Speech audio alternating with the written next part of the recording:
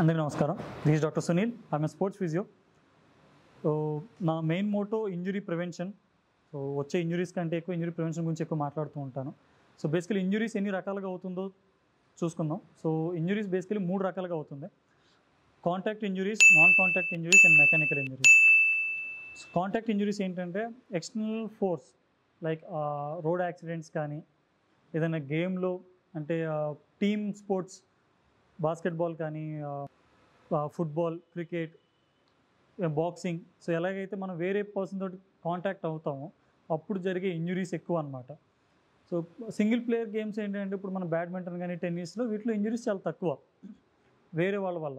So మనం fall అయితే తప్ప, లైక్ సర్ఫేస్ మీద ట్విస్ట్ అవ్వడం కానీ, ఏదన్నా రీచ్ అయ్యేటప్పుడు అయ్యే ఇంజురీస్ కంటే కాంటాక్ట్ ఇంజురీస్ చాలా ఎక్కువ ఉంటాయి. సో మనం వేరే టీమ్ తోటి ఆడుతున్నప్పుడు దాంట్లో ఎక్కువ ఇంజురీస్ బాక్సింగ్, ఫుట్బాల్, బాస్కెట్బాల్ వీటిలో ఎక్కువ అవుతూ ఉంటాయి.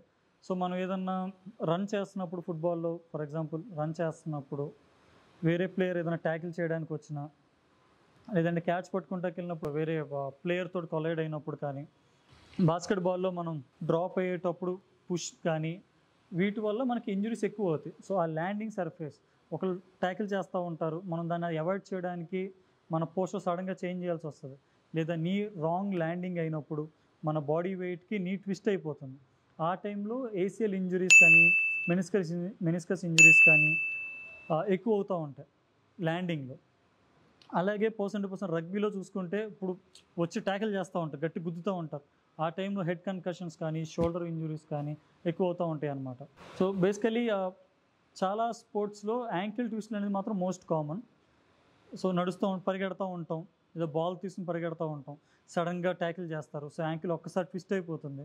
సో యాంకిల్ ఫ్రాక్చర్ అవ్వడం, సాఫ్ట్ టిష్యూ ఇంజురీ అవ్వడం లైక్ లిగమెంట్ ఇంజురీస్, లేదా మసిల్ టీయర్స్ ఏదైనా కొలైడ్ అయినప్పుడు.